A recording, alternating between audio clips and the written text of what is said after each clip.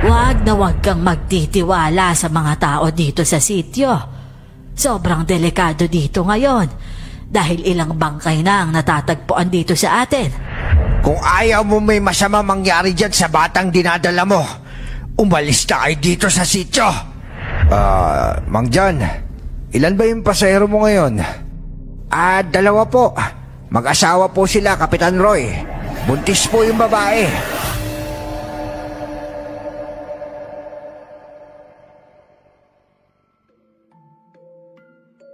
Simple lang ang buhay na hinahangad ko sa aking magiging pamilya. Buo at masayang pamumuhay. Sakto lang naman ang buhay na meron kami. Hindi mahirap at hindi rin mayaman dahil may trabaho naman ang asawa ko. Ang kwentong isasalaysay ko nga pala, nangyari noong napagdesisyon na namin na lumipat sa Capiz. Ako nga pala po si Neneng at ito ang aking kwento. Bago ko po simulan ng istorya, huwag kalimutang mag-subscribe bilang suporta sa ating channel. Bagong kasal pa lang kami ng asawa kong si Efren. Mabait si Efren at responsableng asawa. Buntis ako sa aming panganay na anak. At isang araw, umuwi si Efren na malungkot.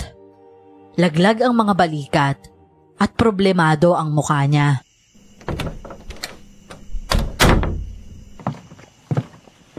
Oh, Efren, bakit parang malungkot ka ata?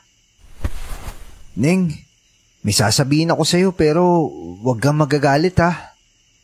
Ano yun? Nalugi yung factory na pinagtatrabahuhan ko. Kailangan nila magbawas ng tao. Pasensya ka na ha, pero isa ako sa mga natanggal. Ano ka ba naman, Efren?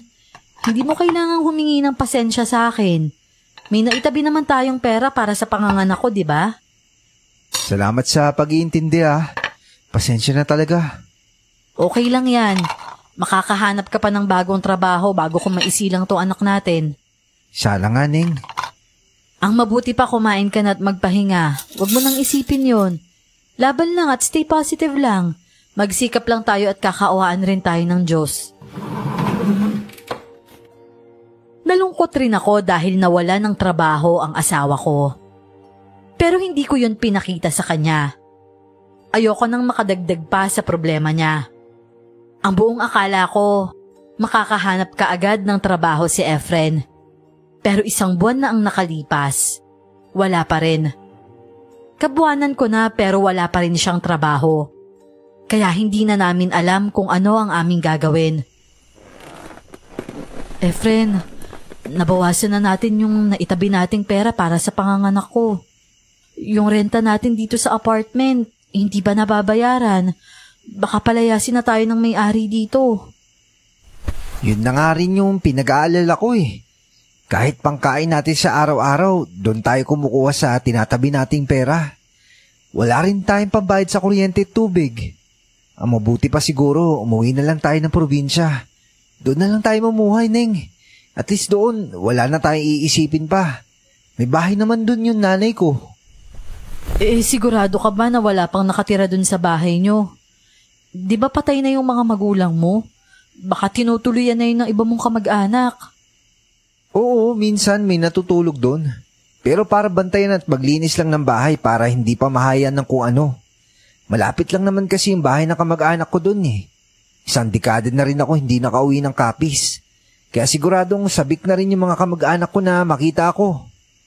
Sigurado ka na ba dyan sa desisyon mo? Wala naman tayong ibang pagpipilian pa eh. Malawak naman ang lupain namin doon. At marunong naman ako magsaka. Ikaw ang bahala. Kung sa tingin mo na mas makakabuti sa atin kapag umuwi tayo sa Capiz, o sige, payag ako sa gusto mo. Pumayag ako kay Efren na umuwi sa kanila sa Capiz. Medyo malayo sa bayan ang kanilang tinitirahan at kinailangan pa naming sumakay ng tricycle papasok sa kanila. Habang nagbabiyahe kami sakay ng tricycle papasok sa kanilang sityo, nakamasid lang ako sa paligid. Masukal ang daan at maraming kakahuyan. Kakaunti lang din ang mga bahay na nadadaanan namin. Napatingin ako sa aking asawa na hindi maalis ang ngiti sa kanyang labi. Alam ko na masaya siya dahil nakauwi na rin siya dito at makikita na niya ang kanyang mga kamag-anak. Biglang napatigil ang tricycle na sinasakyan namin sa gitna ng kalsada. Nakita namin na para bang may pinagkakaguluhan ang mga tao sa bandang kakahuyan.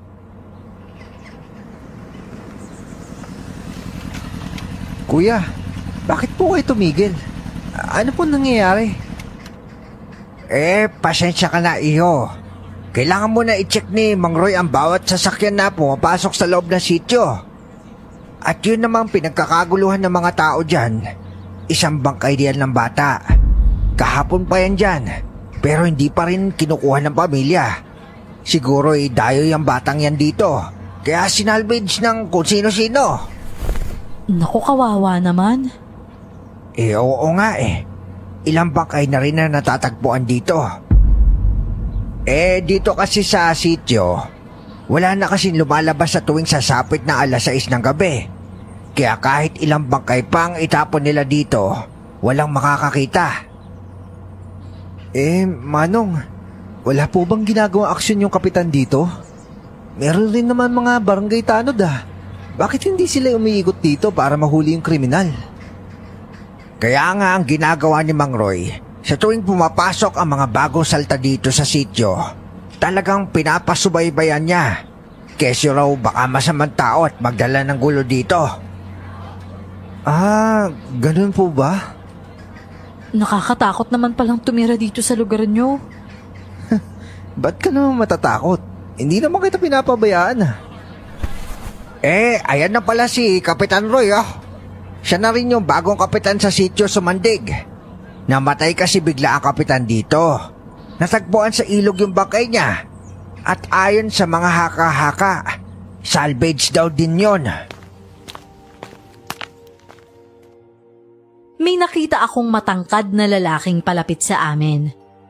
Medyo may kalakihan ng kanyang katawan. Kinausap niya muna ang tricycle driver. Pagkatapos ay sinilip kami sa loob at tumingin sa akin.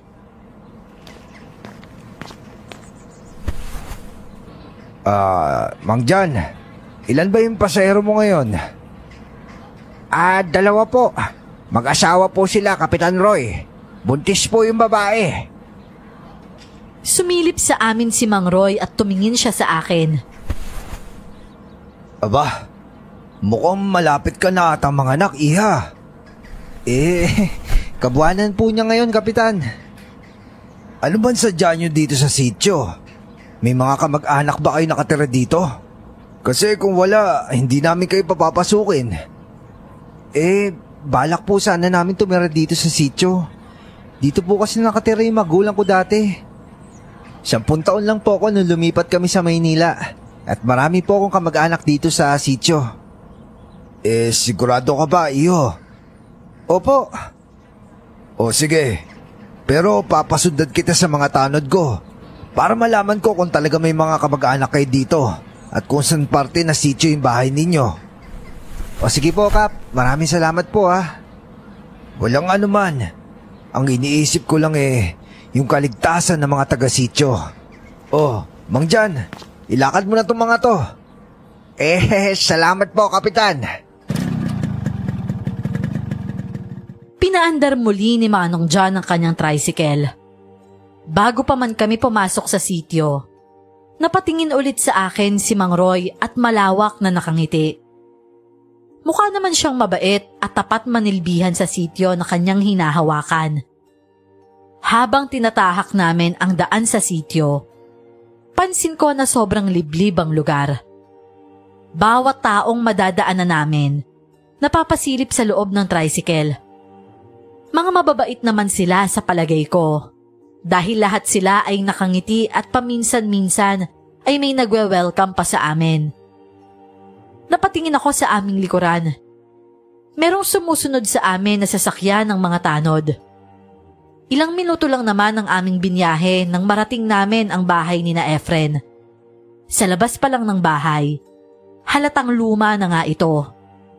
Ang mga bubong ng bahay ay luma rin at may mga kalawang na ang mga ito. Nandito na tayo, Neneng. Ang layo naman pala ng bahay nyo. Talagang malayo nang sa gayon tahimik. Ayaw rin kasi ni nanay na tumira kami sa mataong lugar. Kasi daw magulo. Kaya mas pinili niyang dito kami magpatayo ng bahay sa liblib na lugar. Ganun ba? Oo. Nga pala kuya, ito po yung bayad namin sa inyo. Sa inyo na rin po yung sukli Maraming salamat po, boss. Mga kamag-anak ko lang ang pwedeng tumira dito, Neng. Yang bahay na yan, siguradong sa pinsan ng mama ko yan. Sa pagkakaalala ko, si Chang Nazi ang nakatira dyan. Mabuti naman kung ganun. Napalingon ako sa 3 tanod na sumunod sa amin ni Efren. Nagbulong-bulungan silang 3 at nakangising nakatingin sa akin. Isang matandang babae ang nasilayan ko mula sa likod ng mga tanod. Sa sobrang gulat ko ay mahigpit akong napakapit sa braso ng asawa ko. Oh, bakit, Neng? May matandang babae kasi ako nakita, Efren. Saan? Parang si Chang yan Efren! Chang Nazi, ikaw na ba yan? Ako na nga ito, Efren. Nang nabalitaan ko na uuwi ka dito ngayon hinintay talaga kita. Hindi muna ako pumunta sa bukid para magkita tayo. Abay mamang-mama ka na Dati ang liit-liit mo pa nung umalis kayo dito ng nanay mo. Oo nga po Tsaka kasama ko nga pala yung asawa ko. Malapit na po siya mga anak, Chang. Abay mukha nga. Tsaka nga pala, nilinisan na rin namin ang bahay ninyo. Halika na at dalhin mo na ang mga gamit ninyo sa loob. Buntis pa naman yung asawa mo.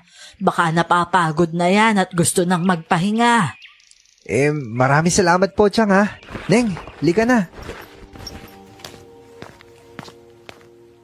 Kaagad naman akong sumunod kay Efren. Nauna kaming pumasok sa loob ng bahay. Nakita ko si Chang Nazi. Kinausap niya ang 3 tanod at kaagad rin umalis ang mga ito. Puro puti na ang mga buhok ni Chang Nazi. Nang magtama ang mga mata namin, bigla siyang ngumisi sa akin. Pakiramdam ko, nagsitayuan ang mga balahibo ko ng mga sandaling yon.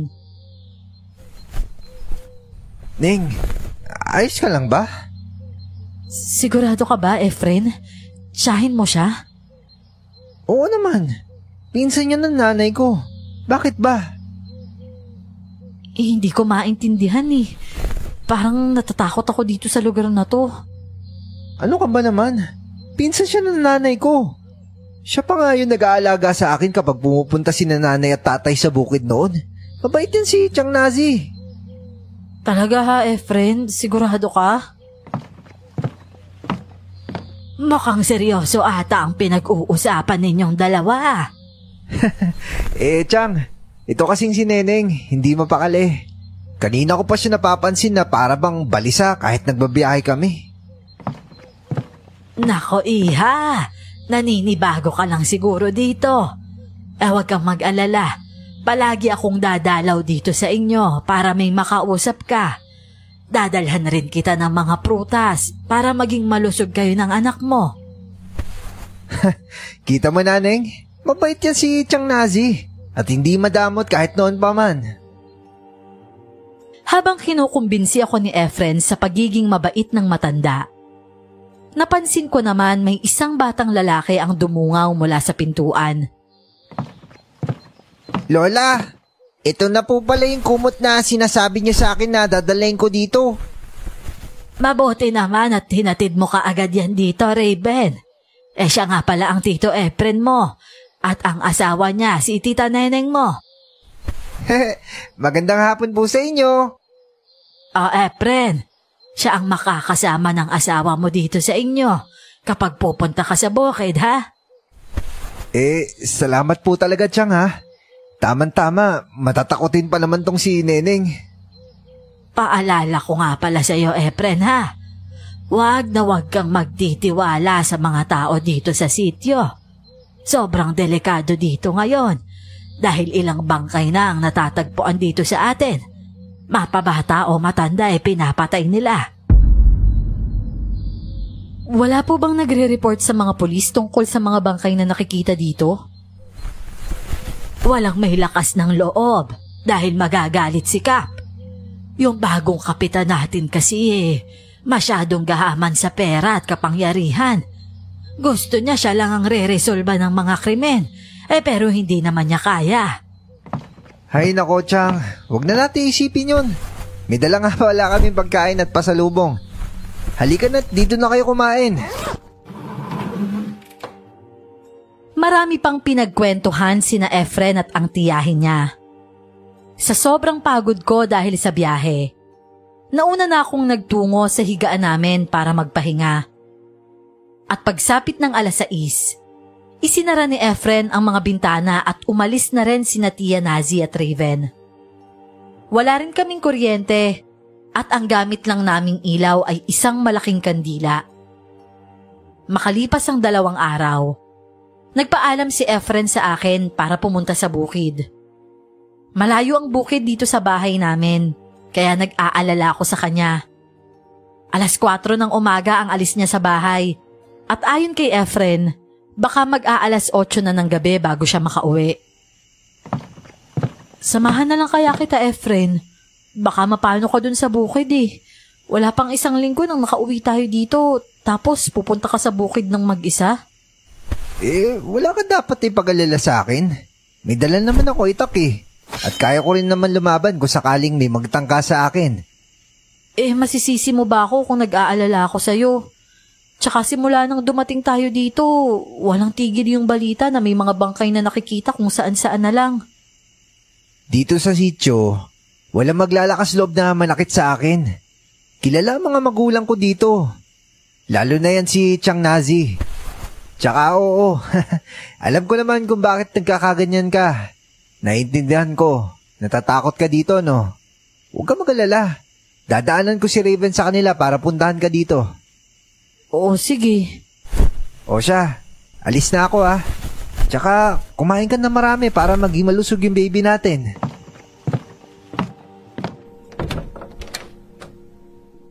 Wala akong nagawa at tumango na lang sa kanya. Madilim pa sa labas dahil 4:00 pa lang. Hinatid ko siya sa may pintuan at hinalikan niya ako sa aking pisngi. Sinundan ko ng tingin ng aking asawa na papaalis ng bahay. At nang tuluyan nang nawala si Efren sa paningin ko, akma ko na sanang isasara ang pinto. Pero napatigil ako nang may makita akong isang anino. Hindi ko maaninag kung lalaki yon o babae. Bigla akong kinilabutan. Mabilis kong isinara ang pintuan habang kinakabog sa sobrang takot. Agad akong bumalik sa kwarto at umupo doon. May naririnig akong tunog ng pusa sa bubong habang kumakaluskos. Hinintay ko na lumiwanag ang paligid bago muling lumabas sa kwarto namin. Saktong dumating si Raven sa bahay at may kasama itong isang babae. Magandang umaga po, Tita Neneng. Ay, magandang umaga rin sa'yo, Raven. Tita, siya nga po pala si Aling Maria. Siya po yung asawa ni Kapitan. Gusto ka po niyang bisitahin sa inyo. Magandang umaga sa'yo, Iha. Nabalitaan ko kasi sa asawa ko na may bagong dating dito sa sityo. Kaya naghahanda ko ng mga prutas para ibigay sa'yo. Naku po, nag-abala pa po kayo. Ganyan talaga dito sa amin sa sityo. Sa tuwing may bagong dumarating, binibigyan namin ng mga prutas. Pang-welcome na rin namin yan. Naku, maraming salamat po ha. Walang anuman yon. Ilang buwan na nga pala yung dinadala mo? 9 na buwan na po. Araw na lang po ang bibilangin ko at isisilang ko na yung panganay namin ni Efren. Masaya nga po siya dahil biniyayaan kagad kami ng lalaking anak eh. Paano? May mga gamit ka na ba sa panganganak mo? Wala pa nga po eh. Ang sabi po sa akin ni Efren, sa susunod na linggo pupunta kami sa bayan para mamili. Aba, tamang-tama. May mga gamit ako dun sa bahay para sa sanggol. Ibibigay ko na lang yun sa'yo. At saka ang isa pa, yung asawa ko may karanasan yun sa pagpapaanak. Bali kapag nanganak ka, ipatawag mo na lang si Roy. Huwag mo na ring isipin ng bayad dahil libre lang yun. Tulong niya na rin yun para sa mga taga dito sa sityo. Talaga po? Maraming salamat naman po kung ganon. O siya, sige na. Kailangan ko na ring umalis at marami pa kaming aasikasuhin ng asawa ko sa barangay. Binisita lang talaga kita. May isang bangkay na naman kasing natagpuan kagabi sa may ilog. Isang batang babae na naman. Walang tigil ang patayan dito sa sityo Natatakot nga ako para sa asawa kong si Efren Tita Neneng, magkasama naman po si Lolo at si Tito Efren sa bukid ngayon. Sabay din ata silang uuwi mamayang gabi. Ay, salamat naman kung ganon. Kahit papaano mapapanatag ang loob ko. O siya, sige na, aalis na ako. Kainin mo yung mga prutas na dala ko, ha, Neneng? Opo, maraming salamat po ulit.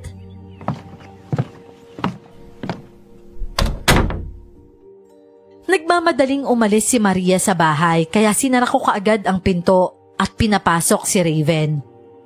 Kinuwento ko sa bata ang tungkol sa anino na nakita ko kanina. Talaga po, tita? Baka naman po namamalikmata lang po kayo. Sigurado ako sa nakita ko. Tumayo nga yung mga balahibo ko kanina kasi parang binabantayan ako ng aninong yun. Wag niyo po kasing takutin yung sarili niyo. Hindi ka ba talaga naniniwala sa akin? Alam mo, Raven, malakas talaga yung kutob ko na may kakaiba dito sa sityo.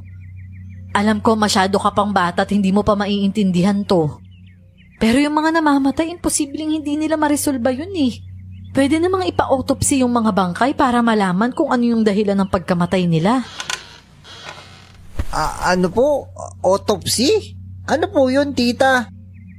Pero, tita Neneng, huwag mo sabihin kay Lola na sinabi ko to sa'yo, Sabi ni Lola, may aswang po daw dito sa sityo. Ano? Aswang? Opo, tita. Nang dahil sa sinabi sa akin ni Raven, halos hindi ako mapakali.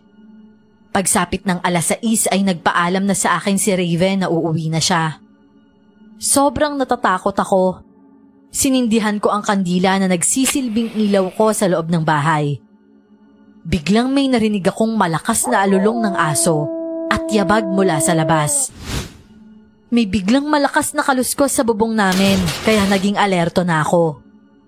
Tumingala ako at may nakita akong isang mata na nakasilip sa akin mula sa bubong. Mapulang mga mata at nanlilisik yun. Napasigaw ako sa sobrang takot. Isang malakas na halakhak na boses ng babae ang narinig ko. Dumarami rin ang mga asong umuungol sa labas ng bahay namin. May narinig akong katok mula sa pintuan at boses ni Efren na tumatawag sa akin. Kaya kaagad ko siyang pinagbuksan ng pinto. Neng? Neng? Mabuti naman at nakauwi ka na, Efren. Natatakot na ako dito. May nakita ko nanlilisik na mata sa taas ng bubong Ayoko na dito. Papasukin mo nga muna ako at kumalma ka. Hanggat nandito ako sa bahay, walang mananakit sa'yo. Si Raven, umuwi na ba siya? Oo, kanina pa. Bago mag-6:00, umuwi na siya. Hindi ko na alam kung anong gagawin ko Malakas talaga yung kutob ko na mga aswang ang lahat ng nakatira dito sa lugar na to. Kahit na ako, nakukutuban ko rin. Hayaan mo. Kapag nakita ko yung aswang na yan, papatayin ko sila. May nakasalubong akong 2 itim na malaking aso dun sa kakahuyan kanina. Akma nila ako susugurin pero nang kinuha ko yung itak ko, kaagad silang tumakbo palayo sa akin. Umalis na kasi tayo dito. Natatakot na ako sa lugar na to. Isa naman tayo pupunta. Ito na lang huling choice natin. Tsaka hindi tayo maaaring maglipat. Kasi malapit ka namang anak. Oo, sige. Pero gusto ko pagkatapos kong mga anak umalis na tayo dito Magsisimula na lang tayo ulit. Bumalik na lang tayo ng Maynila. Natahimik si Efren pagkatapos kong sabihin yon. Napahinga siya ng malalim at maya-maya pa ay humiga na kami para matulog. Magdamag akong gising dahil hindi maalis sa aking isipan ang matang nakasilip sa bubong kanina. Pakiramdam ko, nandoon pa rin ang matang yon at binabantayan ang aking mga kilos. Pagsapit ng umaga, hindi muna bumalik si Efren sa bukid. Pumunta kami sa palengke para bumili ng bigas at ulam. Habang naglalakad kami ni Efren sa palengke, hindi mawala ang mga ngiti sa amin ng mga tao doon. Nakahawak ako sa braso ni Efren ng mahigpit. Paminsan-minsan may nagtatanong kung kailan daw ako manganganak. Nakita ko si Maria doon, nagtitinda ng ulam. May pwesto pala silang karinderya dito sa palengke. Tinawag niya ako para tikman ang mga ulam na paninda niya. Nahihiya naman akong tanggihan siya, kaya pinilit ko na rin si Efren na kumain sa kanilang pwesto. Isang serving ng adobong atay ng manok ang inorder ko. Yun kasi ay isa sa mga paborito ko. Ang inorder naman ng aking asawa, sisig. Sa amoy at itsura pa lang, mukhang masarap na. Binigyan pa ako ni Maria ng ibang potahe pero free lang daw yon para sa akin dahil bagong lipat lang daw kami. Sandali kong tinitigan ang dinuguan at inasal na baboy sa aking harapan na bigay lang ni Maria. Oh, akala ko ba gusto mo kumain dito? Bakit mukhang tulala ka dyan? Kasi Efren, mukhang gusto ko ng kalamansi para masigurado na okay tong pagkain na hinain nila para sa atin.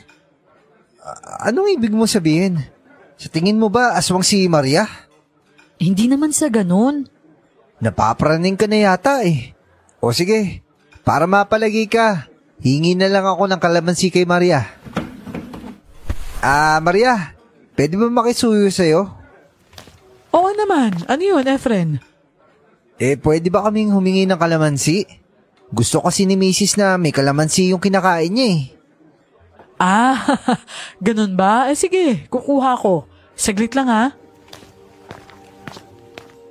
Maya-maya pa ay bumalik na si Maria. May bitbit itong maliit na platito at nakalagay doon ang 5 pirasong kalamansi na nakahiwa na rin. Inabot niya yon sa akin habang nakangiti ng malapad. Eto na, Neneng. Sana magustuhan mo yung pagkain na niluto ko ha. Pagod na pagod nga ako dahil ako lang mag-isang nagluto niyan lahat. Si Roy kasi sobrang daming ginagawa sa barangay natin. Buti na lang walang bangkay na natagpuan dito sa sityo. Kahit papano nabawasan yung pagkabahala ko. Wala pa rin po bang lead si na kapitan kung sino yung pumapatay dito sa sityo? Wala pa talaga, Efren eh. Tsaka ilang beses na kaming nag-report sa mga polis pero wala namang umaaksyon. Kaya si Roy na lang ang gumagawa ng paraan kung paano mareresolba yung kaso. Paano naman po mareresolba ni Kapitan yung kaso kung wala naman palang lead kung sinong pumapatay? Balita ko, yung mga bangkay raw na natatagpuan, walang laman loob at wakwak daw ang mga dibdib. Tama po ba ako? Saan mo naman napulot ang balitang yan? Narinig ko lang po. Umupo si Maria sa aking tabi at inakbayan ako habang kumakain, sabay bulong niya sa akin. Huwag kang magpapapaniwala sa mga naririnig mo, Neneng. Mahirap na, baka may makarinig sa'yo. Ano naman ho ngayon kung may makarinig? Imposible naman na hindi nila yun alam. Hindi nga. Dahil lahat ng mga bangkay na nakikita dito sa sityo, hindi naman mga taga rito. At saka isa pa, kapag may bangkay na nakikita, kaagad namin yung tinatakpan. Nang sa ganun wala nang makakita na wala na silang lamang loob at saka wakwak na ang mga dibdib nila. Sa anong dahilan naman? Bakit kailangan nyo pang itago sa mga tao? Para hindi sila matakot. Malakas kasi ang kutob namin ng asawa ko na mga aswang ang pumapatay sa kanila. Pero sa ngayon wala pa kaming ebidensya. Yun din ang dahilan kung bakit palaging may nagro-rondang tanod sa daan tuwing gabi at chine-check yung bawat bahay. Nang sa ganun mahuli na kung sinong aswang. Pero hindi kami nagtatagumpay eh. Sobrang mailap yung aswang at magaling magpanggap bilang tao. Bakit pa kayo nagbubulong-bulungan dyan? Ano ba yung nag-uusapan yung dalawa? Wala Efren. Sinabi ko lang kay Neneng na inaayos ko na yung mga damit na ibibigay ko sa magiging anak ninyo. Ihahatid ko na lang yun mamayang hapon. Mga 4:00, ha? Yun po pala. Salamat naman po kung ganun. Kahit papaano makakatipid po kami. Mahal po kasi ng bilihin eh. Oo naman. Magaan kasi ang loob ko dito kay Neneng nung unang kita ko pa lang sa kanya eh. Kahawig niya kasi yung kapatid ko. At saka gusto ko siyang maging kaibigan. O diba? Narinig mo yun, Neng? Hindi ka na maboboard sa lugar natin dahil meron ka ng kaibigan. Oo nga eh. Alam mo, sobrang bait nito ni Maria sa akin. Salamat pala ulit Walang ano man, Neneng. Ngumiti na lang ako kay Maria. Mga aswang ang pumapatay sa mga bangkay na natatagpuan dito. Ang ipinagtataka ko lang, bakit kadalasan sa mga bangkay na natatagpuan sa sityo, mga dayo? Nagsitayuan ang aking mga balahibo nang maalala ko ang matang nakasilip mula sa bubong nung gabi na yon at ang anino na nakita ko sa labas ng bahay. Nasisiguro kong mga aswang ang mga yon at kaya palagi silang nakabantay sa akin dahil malapit na akong manganak. Nakita kong dumating sina Kapitan sakay ng tricycle. Ito ang tricycle na naghatid sa amin nung bagong dating pa lang kami dito. Tumingin sa kinaroroonan namin ng driver at ngumiti siya sa akin. Bigla naman akong nakaramdam na para bang kumirot ang tiyan ko. Ayan na pala si Kapitan, no? Oo nga eh. Siguro nagugutom na yun sa kakaserbisyo sa sityo. Aray ko, Efren. Parang biglang sumama yung pakiramdam ko. Oh, bakit? Pinagpapawisan ka. Sumasakit nga yung tiyan ko eh. Ha? Teka, manganganak ka na ba?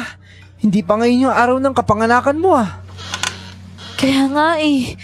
Pero gusto ko sana magbanyo. Sobrang sakit talaga. Sige. Makikiusap ako kay Maria na makikigamit ka ng banyo. Tumakbo si Efren papunta kay Maria na ngayon ay kausap ni Kapitan. Napayuko ako at hinaplos ang tiyan ko. Magkahalong sakit at kirot ang nararamdaman ko sa aking tiyan. At maya-maya pa, bumalik na si Efren sa kinaroroonan ko at inalalayan akong makatayo. Pwede ka na rin magbanyo, sabi ni Maria. O teka, daan-daan lang Sandali lang, Efren Kapag hindi pa tumigil tong pagsakit ng tiyan ko, baka manganganak na nga ako. Samahan na kita sa loob dahil baka matumba ka. Hindi, diyan ka na lang sa labas. Kaya ko pa naman eh. Ano ba nangyayari kay Neneng, Efren? Baka manganganak na siya. Yun nga ang inaalala ko eh. Sobrang layo pa ng sityo dito sa bayan. Kaya hindi siya pwede manganak ngayon. Sandali lang Titignan ko lang si Neneng. Sana nga hindi siya manganak dito ngayon. Sobrang delikado dito eh. Dinig ko ang usapan nila mula sa labas ng banyo. Kaagad na akong lumabas kahit na hindi pa rin mawala ang sakit ng tiyan ko. Kaya niyaya ko rin si Efren na umuwi na.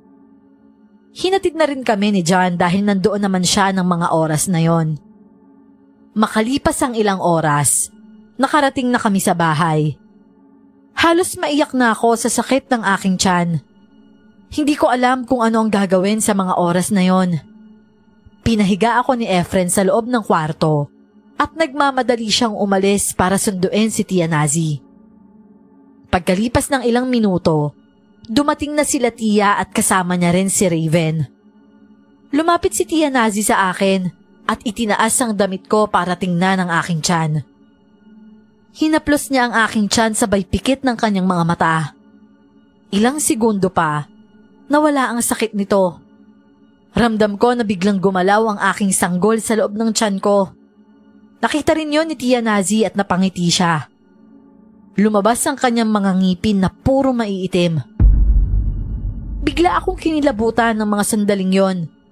Kaya binaba ko ang aking damit at lumayo ng konti kay Tia Nazi.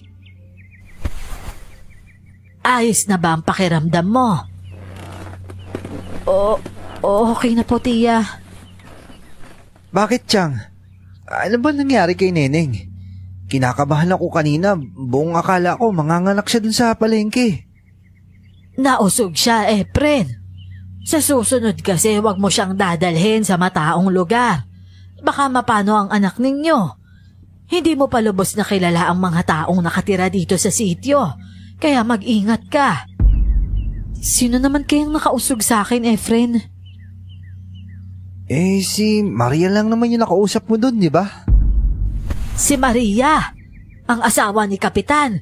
Ay nakikipagkaibigan ka ba sa kanya? Opo, yung asawa po ni Kapitan. Mukha naman siyang mabait sa akin eh.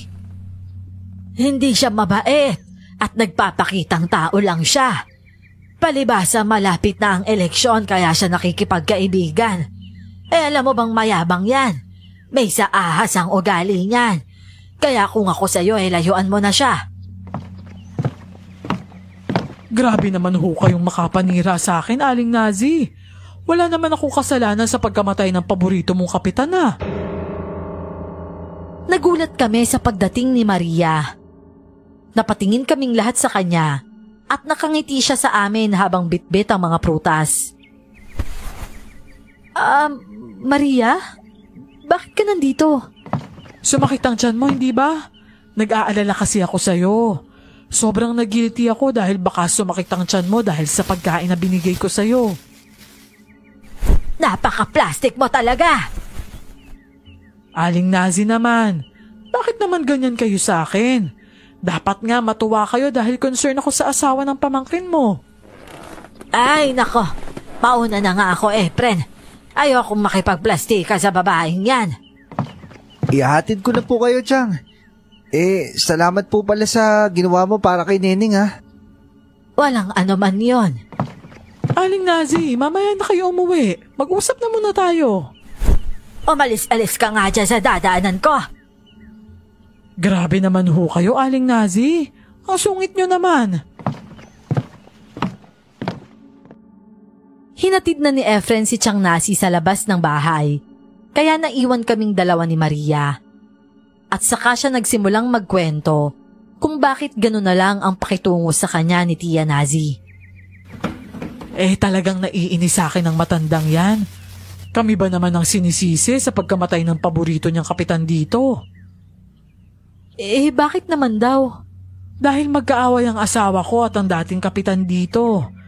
Nang makita sa ilog yung bangkay ng dating kapitan, isa si Aling Nasi sa humusga sa asawa ko, na kesyo pinapatay daw namin. Ang liit-liit lang nitong sityo na to, pero ang gulo-gulo naman.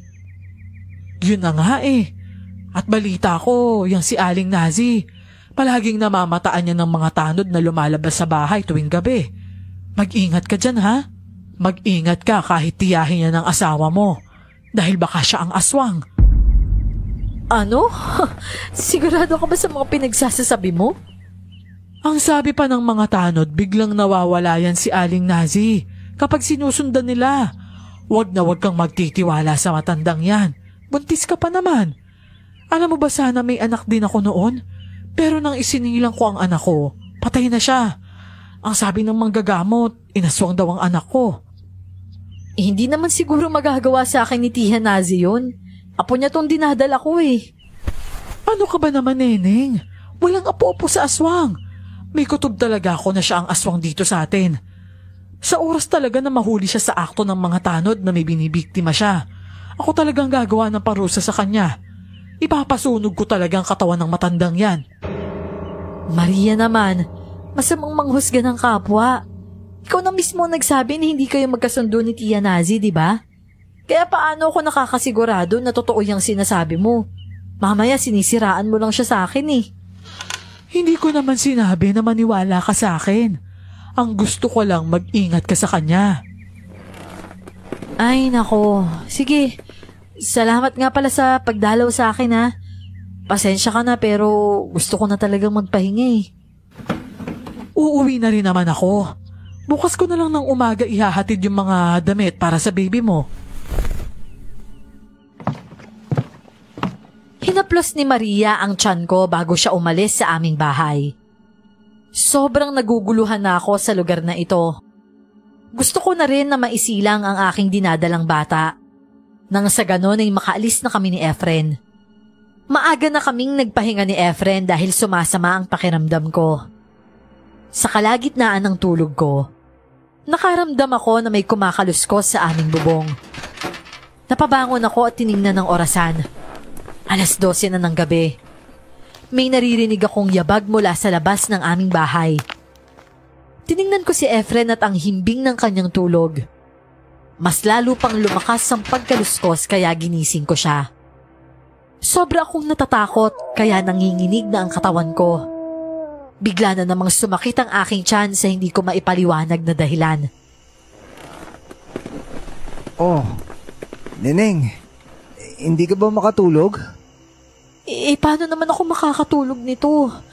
May naririnig na naman akong alulong ng mga aso at saka mga yabag sa labas eh. Hayaan mo na yun. Baka guni-guni mo lang yan. Anong guni-guni? Makinig ka kasi ng maayos. Sandali nga, titignan ko nga. Isasama ako sa'yo. Dito ka lang. Nasabi ng matatanda dati, kapag may kulambo ka daw, hindi ka daw magagalaw ng aswang. Kahit na. Makinig ka na lang sa akin. Hahanapin ko lang itak ko at lalabas ako. Kung may aswang man ako makita sa labas, papatayin ko siya. Paano kung marami sila? Wala ka bang tiwala sa akin? Kaya ko silang labanan. Kung napatay man nilang ama ko dati dahil hindi ko sila kayang harapin noon. Ngayon nagkakamali sila na biktimahin ako. Ang sabi mo sa akin, sa Maynila namatay yung mga magulang mo. Pinatay ng mga aswang ang papa ko dito mismo sa sitio namin. Kaya nagdesisyon si mama na lumipat sa Maynila para maprotektahan niya ako. Naaalala ko pa hanggang ngayon. 10 taon lang ako nang pinasok ng mga aswang tong bahay namin. Pinatay nila ang papa ko, pati na yung bunso kong kapatid. Si mama naman noon ay nasa bukid kasama ang lolo't lola ko manggagamot. Ganti nila yun kila lolo't lola ko. Nakilala kasi ng mga taong aswang dahil sa tulong ni lolo, kaya pinatay sila ng mga taga-sityo. Ang hindi alam ng mga tao, meron pa palang natira. Ibig sabihin, delikado rin tayo dito? Alam mo na palang ganun ang sitwasyon dito. Bakit dito mo pa ako dinala? Hindi ko naman alam na meron pa palang aswang dito. Ang buong akala ko, umalis na rin sila dahil nakapaghiganti na sila sa pamilya ko. Tsaka, wala na talaga tayong choice, Neneng. Walang-wala na talaga ako. May malakas na kumalabog sa pintuan namin kaya alertong napatayo si Efren. Kinuha ang kanyang itak at pumunta siya sa pintuan. Ako naman ay nanginginig sa takot. May nakita akong bagay na humahaba mula sa bubong namin. Manipis yun na parabang kasing nipis ng sinulid. Dahan-dahan akong bumaba sa aming higaan at kinuha ang gunting mula sa drawer. Pinutol ko ang bagay na yon, kaya nahulog yon sa sahig. Isang malakas na ungol ang narinig ko mula sa itaas ng bubong. Gumagalaw pa ang bagay na yon sa sahig, kaya napasigaw ako at narinig kong galit na nagsalita si Efren. Umalis kayo dito mga aswang! Kung ayaw nyo mapatay ko kayo! Hindi ako natatakot sa inyo! Lubayin nyo kami! Efren! Halika dito! Dalian mo! Ano nangyayari sa'yo? Tsaka ano itong nasa sahig? Tingnan mo to, Efren. Gumagalaw yung bagay na pinutol ko. Hindi ko alam kung ano yan, Efren. Basta nakita ko lang na humahaba mula sa bubong. Tapos, nung pinutol ko, may umungol mula sa taas. Narinig ko yun. Itong pinutol mo, baka dila na aswang yan. Ngayon, magdudusa siya sa sakit dahil naputol na ang dila niya. Hindi pa rin ba tayo aalis dito?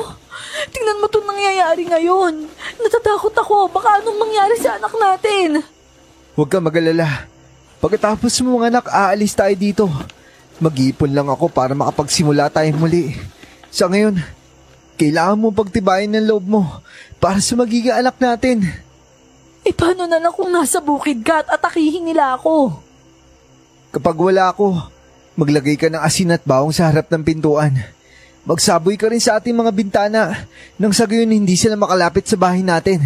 At bukas na bukas, ayusin ko ang pinto natin para hindi sila basta makapasok kahit anong mangyayari. Kausapin mo kasi si Tia Nazi. Na dito na lang matulog si Raven para may kasama ako. Kinausap ko na siya eh. Pero ayaw niyang pumayag kasi wala rin siya kasama doon. Baka nga totoo yung sinasabi ni Maria tungkol kay Tia Nazi. Na ano? Wala, Efren. Nawala na rin naman yung sakit ng tiyan ko eh. Kaya magpahinga na lang tayo. Ikaw ang kailangan magpahinga. Matulog ka na. Babantayan kita.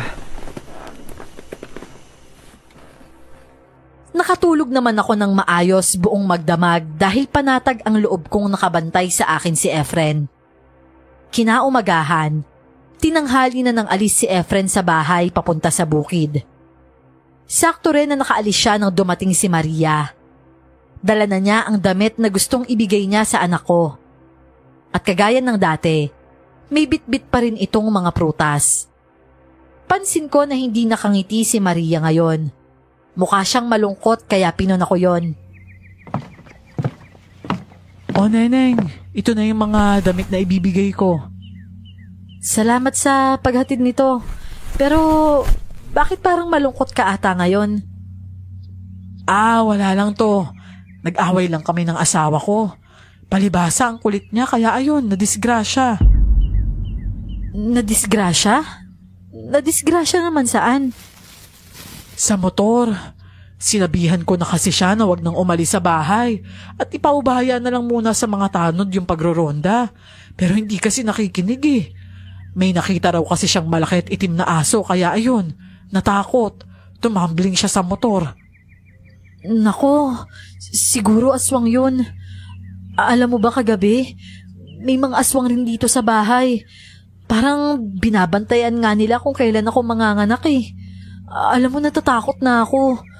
Yung isang aswang nga pinutulan ko ng dila kagabi.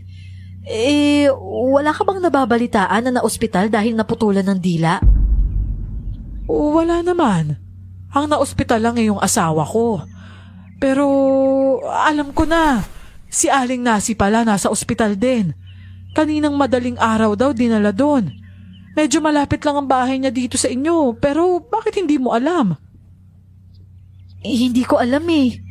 Napano raw ba siya? Hindi ko nga din alam. Itanong mo kay Raven kapag pumunta siya dito mamaya. Hindi kaya... Hindi ba sinabi mo kanina na pinutulan mo ng dila yung aswang? Hindi kaya si Aling Nazi nga talaga ang aswang dito?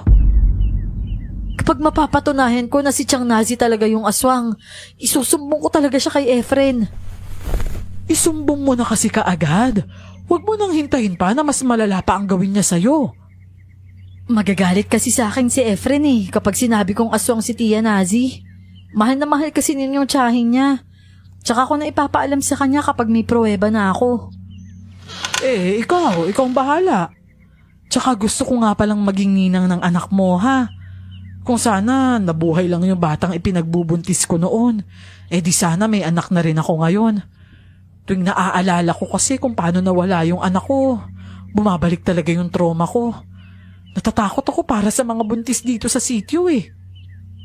Bakit nga pala hindi ka na nagbuntis ulit noon? Para saan pa? Hindi na kailangan dahil baka kunin ulit ng mga aswang yun. Hindi na ako umimik pa at nagpaalam na rin si Maria na uuwi na sa kanilang bahay. Hinintay ko na puntahan ako ni Raven dito pero hindi siya dumating. Gusto kong malaman kung anong nangyari kay Tia Nazi kaya umalis ako ng bahay. Pumunta ako ng barangay at may dala rin akong bawang at asin sa aking bulsa. Nang sa ganon, hindi ako malapitan ng aswang. Nang dumating ako sa barangay, nadatnan ko ang mga tao na nagkakagulo. Mayroong lalaking nagsasalita doon, kaya lumapit ako para makilala ko siya. Nagulat ako nang makita ko si John, yung driver ng tricycle. Siya ang pinagkakaguluhan ng mga tao. Namataan ko rin si Maria doon, na ang buong akala ko ay uuwi siya sa kanilang bahay. Sinasabi ko nga sa inyo, namatay yung asawa ko kagabi. dahil sinugod ng mga aswang. Bakit bang ayaw nyo maniwala na aswang yung pumapatay sa lugar natin? Mauubos tayo lahat dito sa sityo kapag hindi tayo nagtulungan na mahuli ang aswang na yon. Kailangan natin silang mapatay sa lalong madaling panahon para makapaghiganti na ako sa kanila sa ginawa nila sa asawa ko. Naniniwala rin ako kay Jan. Mga aswang ang pumapatay dito sa sityo. Kaya lang naman hindi namin sinasabi sa inyo ni Roy dahil baka matakot kayo. Pero kita na ninyo, pati yung asawa ko napahamak dahil na rin sa mga aswang na yon. Kailangan natin kumilos para mahuli ang aswang. May ideya na ba kayo ni Kapitan kung sino ang aswang? Oo, at sa tingin ko walang iba kundi si Aling Nazi. Tsaka tayo lulusob sa bahay nila kapag gumaling na ang asawa ko. Naintindihan mo ba yan, Jan? O sige, kapag gumaling na si Kapitan, magpatawag lang kayo ng emergency meeting para malusob natin ang bahay ng aswang. Lumapit ako kay Maria at hinila siya palayo sa mga maiingay na tao. Nang sa ganon ay makapag-usap kami. Bakit mo naman sinabi na aswang si Tia Nazi, Maria? Wala pang pruweba, di ba? Kailangan pa ba ng pruweba? Sigurado na ako na siya ang aswang. Ang iniisip ko lang naman yung kalagayan mo. Umuwi ka na nga sa bahay niyo at baka mapano ka pa dito. Mamaya dito ka pa manganak nang wala sa oras eh. Hindi ba't ikaw yung asawa ng pamangkin ni Aling Nazi? Ako nga po yun, Manong. Pinatay ni Aling Nazi ang asawa kong buntis, kaya magbabayad siya sa akin. Tama na yan, Jan. Buntis si Neneng. Baka mapano siya dahil sa takot. Kung ayaw mo may masama mangyari dyan sa batang dinadala mo, umalis na kayo dito sa sityo. Bakit naman sila aalis? Nandito naman tayo para protektahan si Neneng, hindi ba? Sige na, Neneng. Umuwi ka na sa inyo. Naguguluhan akong umuwi sa aming bahay. At pagsapit ng 6:00 ng hapon, nagsaboy nga ako ng asin at dinikdik na bawang sa may pintuan at bintana namin bago ako nagpahinga. Napabangon ako nang may narinig akong malakas na pagaspas mula sa bintana. Kinuha ko ang punyal at dahan-dahan akong lumapit doon. Meron din akong bitbit na asin at bawang. Sinusubukan ng aswang na buksan ang bintana, kaya ako na ang bumukas at isang pangit na nilalang ang tumambad sa akin. Matutulis ang kanyang ngipin at mga kuko. Mapula at nanlilisik ang kanyang mga mata. Sobrang pangit ng kanyang itsura. Sinabuyan ko siya ng asin at bawang kaya napasigaw ito sabay lipad palayo sa bahay. Napatingin naman ako sa may malaking puno sa labas ng aming bahay. At isang matandang babae ang nakita ko. May hawak siyang malaking punyal at galit na nakatingin sa akin. Pinagmasdan kong mabuti ang matandang babaeng yon. At kinilabutan ako nang makilala ko kung sino yon. Si Tiang Nazi. Kinaumagahan ay ikinuwento ko kay Efren ang lahat ng pangyayari. At halos hindi siya makapaniwala. Neneng, anong tingin mo? Babae o lalaki yung aswang? Babae siya, Efren. Mahaba kasi yung buhok niya tapos kulot. Buhagag rin yun na parang sinabunutan siya ng maraming tao. Mabuti naman at hindi ka nagpadaig sa takot mo. Tsaka baka hindi ka na masama ni Raven dito kasi kailangan niya alagaan si Tiang Nazi. May sakit pa rin ba si Tiang Nazi? Oo eh. Pupunta ako sa bahay niya ngayon para dalhan siya ng gamot at prutas. Kawawa naman kasi siya dahil kahit papaano, dinulungan niya rin tayo. Anong tulong ang sinasabi mo? Baka nga kamo kaya tayo nagkakaganito dahil sa kanya eh. Alam mo ba nakalat na yung balita sa barangay? Naswang niyang si Tia Nazi. Nagkakasundo na nga yung mga tao na susunugin nila ang katawan niya eh. Ano? Hindi aswang si Tiang Nazi.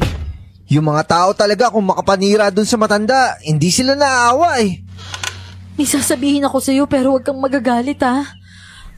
Ano kasi eh, nakita ko si Tia Nazi. Kagabi, doon mismo sa tabi ng puno. May hawak siyang punyal habang nakatitig sa akin. Kaya, hindi kaya totoo yung chismis ng mga tao? Naaswang talagang tiyahin mo. Hindi magandang biro yan sinasabi mo ah. Hindi siya aswang. At isa pa, paano naman makakalis si Chang Nazi sa bahay nila? May sakit nga siya, hindi ba? Halos nahihirapan nga tumayo yung matandang yun eh. Ang bilis mo naman maniwala sa mga kwentong gawa-gawa lang. Hindi nga ako pwedeng magkamali. Nakita ko talaga siya kagabi. Tumigil ka na. Ang mabuti pa magpahinga ka na at pupunta ko na si Chang Nazi. Galit at padabog na umalis si Efren sa bahay namin para puntahan si Tia Nazi. Alam ko na sumama ang loob sa akin ni Efren, kaya hinayaan ko na lang siya. Makalipas ang ilang araw, nagpaalam sa akin si Efren na bumalik sa bukid. Ramdam ko na masama pa ang loob niya sa akin dahil sa sinabi ko tungkol sa tiyahin niya. Nang sumapit ang gabi, muli na naman akong nagsaboy ng dinikdik na bawang at asin sa pintuan at bintana. Habang wala pa si Efren, halos mabingi ako sa tunog ng mga tiktik mula sa labas ng bahay. Napansin ko na may kumakalusko sa dingding namin. Lumapit ako doon habang hinihintay na mapunit ang aming dingding na gawa sa pawid. Isang mata ang nakita kong dumungaw doon at walang ano-ano'y tinusok ko yon ng kutsilyo. Isang malakas na sigaw na boses ng babae ang narinig ko mula sa labas habang pumapagaspas papalayo sa bahay namin. Nang muli akong dumungaw sa bintana, nakita ko ulit si Tia Nazi na nakatayo sa harap ng pintuan. Sa pagkakataon na yon, dumating rin si Efren kaya binuksan ko ang pinto. Buti naman nakauwi ka na. Alam mo ba, nandito na naman yung aswang kanina. Sumilip yung aswang mula sa dingding kaya tinusok ko yung mata niya. Tapos, nabigla ako nang makita ko ulit dito si Tia Nazi. Nasisiguro ko siya talaga yung aswang dito sa sitio. Ano bang pinagsasasabi mo, Neneng? Huwag mo nga akong gawa ng kwento na ikagagalit sa akin ni Efren. Hindi ako gumagawa ng kwento, Chang. Kung hindi kayo ang aswang, anong ginagawa niyo dito? Hindi ho ba may sakit kayo? Kaya ako nandito para bantayan ka. Alam kong may gumagambala sa'yo tuwing gabi dahil wala dito si Efren. Sa tingin niyo ba maniniwala ako sa inyo? Pangalawang beses na to na nakita kitang nandito sa bahay namin tuwing gabi. Ang malala pa bago kita makita, sakto naman na pumaparito ang aswang. Pinuntahan kita kanina sa bahay niyo, di ba, Chang? Hirap ka nga bumangon, hindi ba? Paano kayo mapaparito ng 10 oras ng gabi? Hayaan mo akong magpaliwanag, Efren. Wala ka nang dapat ipagpaliwanag pa. Sagot na ito sa lahat na ikaw ang aswang. Umalis ka dito ngayon dahil baka hindi ako makapagpigil at mapatay kita! Grabe ka naman kung makapanghusga sa akin, Efren. Makinig ka naman muna sa akin kahit saglit lang. Umalis na kayo dito! At wag na kayong babalik. Sa oras na malaman ko pa ulit na pumunta kayo dito sa bahay namin, hindi na ako magdadalawang isip na patayin ka. Ako na mismong papatay sa'yo! Oh, sige, Efren. Aalis na ako. Pero gusto ko lang na paalalahanan kayo. Lalong-lalo ka na, Neneng. Hindi kayo ligtas dito sa sityo. Huwag mo nang tinatakot yung asawa ko, ha? Umalis na kayo kung ayaw nyo magkagulo dito! Umiiyak na umalis si Tia Nazi ng gabing yon. Makalipas ang 2 araw, nabalitaan kong hindi na lumalabas pa si Tia Nazi sa bahay nila. Pumunta kami sa bayan para mamili ng pagkain namin ni Efren. Palagi akong may dalang dinikdik na bawang at asin na ipinapasok ko pa sa loob ng bulsa ko. Si Efren na lang ang bumili ng gulay at nagpaiwan na ako sa isang tindahan doon para hintayin ko siya. At hindi ko naman inaasahan na magkukrus ang landas namin ni Maria doon. At laking gulat ko nang makita ko siyang may lapnos sa muka. Naka-shades pa siya ng kulay itim. Naaalala ko ang babaeng aswang na sinabuyan ko ng bawang at asin sa muka. Kinutuban ako kay Maria na baka siya ang aswang na yon. Maria? Huwag naman sanang sasama ang loob mo sa akin pero pwede ko bang malaman kung bakit nalapnos yung mukha mo? Ito. Wala ito, Neneng. Natalisikan lang ako ng mantika kagabi habang nagluluto ako. Sigurado ka ba dyan? Baka nalapnos yan dahil sinabuyan ka ng asin at bawang. Ikaw siguro yung aswang na pumunta sa bahay, no? Ano bang aswang na pinagsasasabi mo? Abay, nakakatawa ka naman, Neneng. Masama ang manghusga ng kapwa mo. Oo, sige. Patunahin mo na lang sa akin. Kainin mo tong dinikdik na bawang at asin. Ano ka ba naman, Neneng? Akin na. Binigyan ko siya ng bawang at asin at kinain yon ni Maria. Pero wala namang nangyari sa kanya. Oh, ano? Ayan, okay ka na ba? Hindi ako nasunog, di ba? Siguro naman mananahimik na yung kaluluwa mo. Pasensya ka na talaga. Sobrang nasistress lang kasi ako sa mga pangyayari kaya napagbibintangan tuloy kita. Ano pinagsasasabi mong pasensya? Ako na nga itong nag-aalala sa'yo tapos ako pang pagbibintangan mong aswang? Diyan ka na nga lang at baka kung ano pang magawa ko sa'yo. Sinamaan pa ako ng tingin ni Maria at galit na tumalikod sa akin. Maya-maya pa ay bumalik na si Efren at may dala na itong mga gulay. Oh, nainip ka ba kakahintay sa akin? Hindi naman. Nagkita kami ni Maria eh. May lapno siya sa mukha. Akala ko siya yung aswang na sinabuyan ko ng asin at bawang noong nakaraang gabi. Napahiya nga ako dahil napatunayan niyang hindi naman siya yung aswang. Ano ba yan?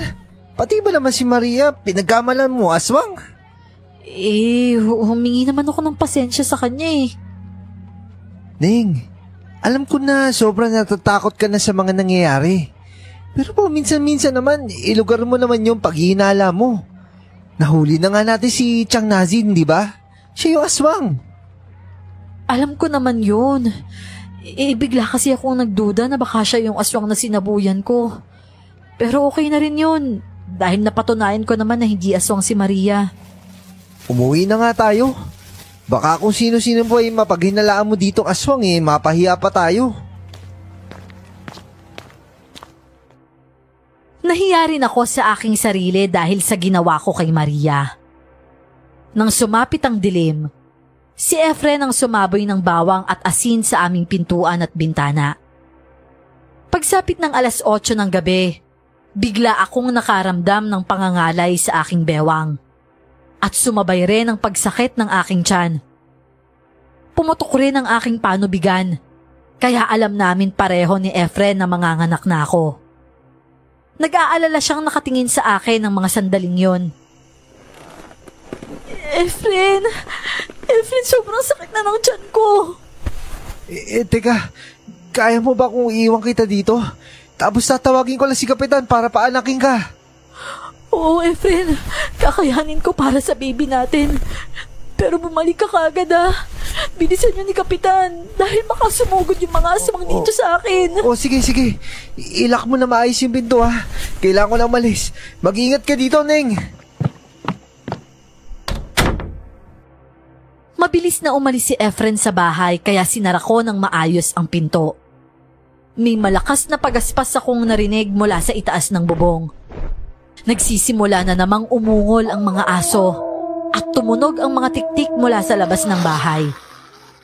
Habang umuungol ako sa sakit ng aking tiyan, mas lumalakas rin ang kaluskos mula sa bubong. Biglang may bumagsak sa sahig namin mula sa bubong. Kaagad akong napatayo nang makita ang isang pangit na nilalang na nakatayo sa aking harapan. Nanginginig at naiihi na ako sa sobrang takot.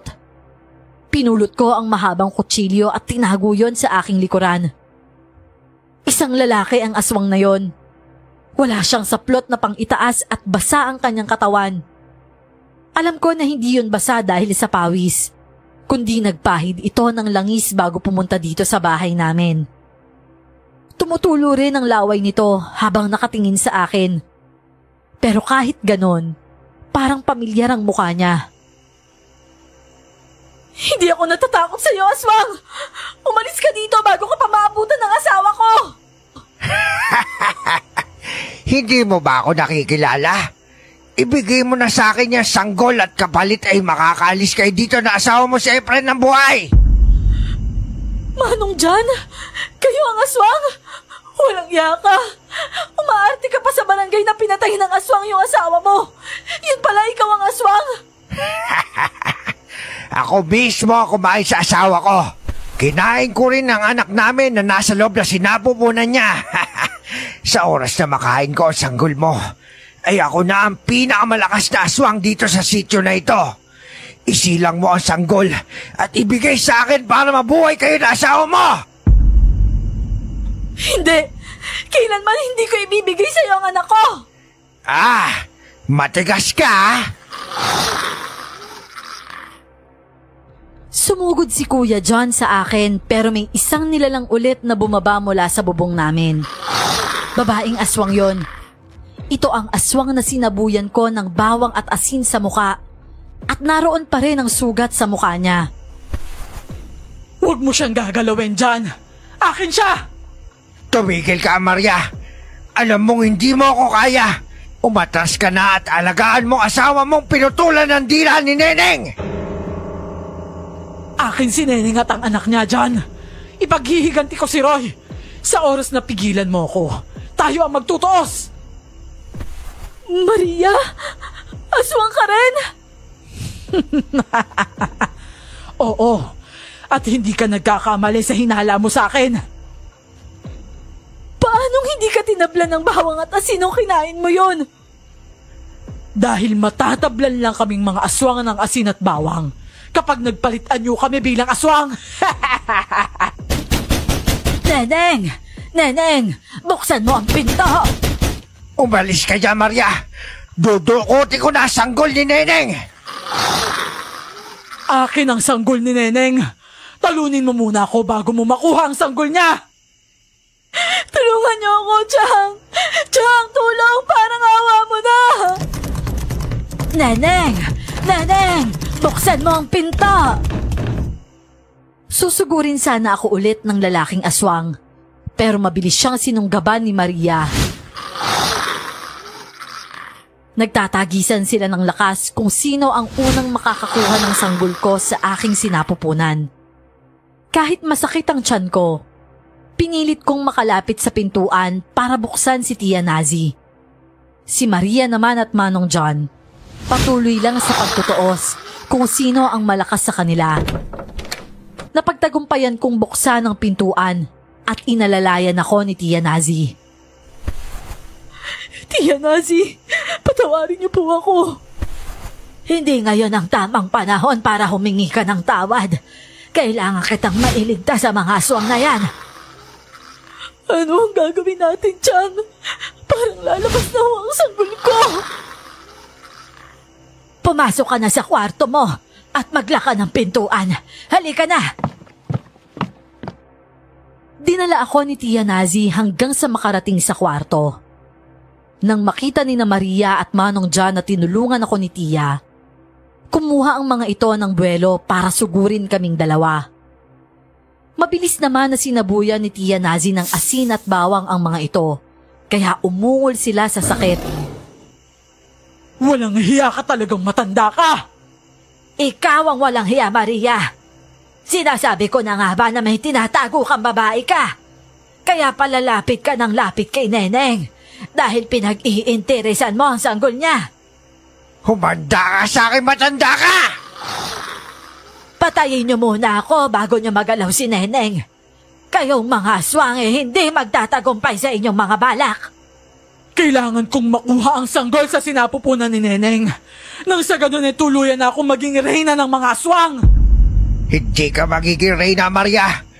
Ako ang kailangan makakuha ng sanggol ni Neneng para ako ang maging hari ng mga aswang. Papalitan ko si Mang Roy dahil hindi siya nababagay sa kanyang pwesto.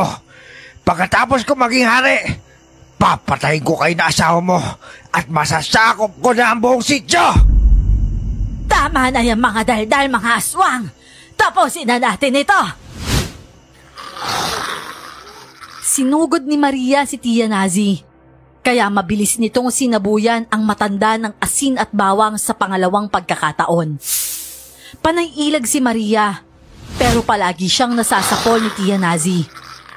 Nakatago lamang ako sa likuran ni Tia Nazi habang dumadaing dahil sa sakit ng tiyan ko. Lumipad si Maria para sugurin si Tia Nazi. Pero mabilis na nakailag ang matanda sa atake niya. At biglang tinarakan ng matalim na punyal ang dibdib ni Maria. Unti-unting nanghina si Maria at nalagutan ito ng hininga. Bumulaga sa sahig ang katawan ni Maria na walang buhay. Napatawa si Manong John nang makitang namatay si Maria. Ngayon, mapapasakin na rin ang sanggol ni Neneng. Hindi mo makukuha ang bata sa sinapupunan ni Neneng hanggat nabubuhay ako. Mga hayop kayo! Ang gagaling niyong magpanggap! Manong John, maawa na po kayo sa amin ng anak ko. Kung susunod ka sa gusto ko, bubuhayin kita kapalit ng buhay ng iyong sanggol. Tumigil ka na sa kahibangan mo, aswang! Aba, talaga makulit ka, matanda ka ha? Sinugod ni Manong John si Tia Nazi at sinakal sa leeg. Sabay tapon ng katawan nito sa sahig. Dumaing si Tia Nazi dahil sa sakit at halos hindi makagalaw sa kanyang nabagsakan. Nang mga sandaling yon, napatingin si Manong John sa kinaroroonan ko. Mabilis siyang lumapit sa akin at sinakal ako ng mahigpit. Hawak ko pa rin ang kutsilyo na hanggang ngayon ay tinatago ko sa aking likuran. Buong tapang kong tinarakan ng kutsilyo ang dibdib ni Manong John, kaya nabitawan niya ang leeg ko sabay atras palayo sa akin. Nang makatayo si Tia Nazi, muli niyang tinarakan ng punyal ang likuran ni Manong John. Sinubukan pa ni Manong John na sugurin si Tia Nazi, pero sa huli ay nawalan rin ito ng lakas at bumagsak ang kanyang katawan sa tabi mismo ng katawan ni Maria. Tia, ayos lang po ba kayo? Okay lang ako. Huwag kang mag-alala sa akin. Ang alalahanin mo ay ang sarili mo at yung anak mo. Paano na ho kaya si Efren? Pumunta siya sa bahay ni Kapitan Roy. Baka kinain na siya ng mga aswang doon. Matapang si Efren. At hindi pwedeng maging aswang si Roy sa bahay nila dahil matao doon. Humanda ka dahil sa pagdating nila. Ako ang haharap kay Roy. Tia, parang lalabas na po talagang baby ko. Sobrang sakit na ng tiyan ko. Aray ko! Halika na at mahiga ka na sa higaan mo. Alam kong mapapalabas mo ng maayos ang iyong anak. Tatagan mo ang loob mo, Neneng. Alang-alang sa anak mo na umaasa sa'yo. Opo, Tiyan. Mula sa labas ay narinig ko ang boses ni Efren na tumatawag sa akin. Neng! Nandito na kami, Kapitan Roy! Hindi ka lalabas, Neneng, kahit na anong mangyari. Ako ang haharap kay Roy. Ano to? Sino to mga to? Anong nangyari dito? Nandito kami sa kwarto, Efren. Anong nangyari? Okay ka lang ba? Huwag kang magalala. Nandito na si Kapitan. Huwag mo siyang papapasukin kung gusto mong mabuhay ang anak mo. Tiyang Nazi? Ba't ka nandito? Nandito ako para tulungan kayo. Hindi isang normal na tao si Kapitan Roy Efren. Isa siyang aswang. Hindi lang siya nag-iisa kundi marami pa sila. Kailangan mong tulungan si Neneng para mailabas niya ang inyong anak. At ako nang bahala kay Kapitan Roy. Teka, anong ibig mo sabihin? Efren, lalabas na ang anak natin. Huwag ka nang magtanong, Efren. Halika na rito. Tulungan mo ako. Isara mo ng maayos ang pintuan, Efren. At hanggat hindi kita tinatawag, wag na wag kayong lalabas ng asawa mo. Opo, Tiyang. Kaagad na lumabas si Tia Nazi sa kwarto namin. Mula sa labas, narinig ko ang malakas na pagaspas at malakas na boses ng isang nilalang na parabang umuungol. Maririnig din ang boses ni Chang. Tumitili siya na parabang nasasaktan. Alam kong nakikipaglaban siya sa kapitan namin na aswang. Ginawa ko ang lahat hanggang sa maisilang ko ang aking anak. Sa awa ng Diyos, Napagtagumpayan ko na iluwal ang anak ko na walang kahirap-hirap. Maya-maya pa, tinawag ni Tia Nasi si Efren at mabilis naman siyang pinagbuksan ng asawa ko. Nakita ko siya na may mga sugat at duguan pa habang nanghihina. Chang, ayos ka lang ba? Kaya ko ito, Efren. Hindi ako madaling mamatay dahil may anting-anting ako. Kailangan yun ang tumakas ni Neneng. Doon na kayo dumaan sa likod bahay ninyo. Dumiretso kayo sa bahay. Dalhin niyo si Raven. Dalhin niyo siya sa pagtakas ninyo. Paano ka po, Chang? Isipin mo na lang ang anak at asawa mo. Hintayin ninyo ako sa bayan hanggang umaga. Kapag hindi ako nakarating, umalis na kayo. Pero Chang, hindi ka namin pwedeng iwan dito. Marami pa silang paparating para makuha ang sanggol na yan. Mauubos tayo dito kapag hindi kayo umalis.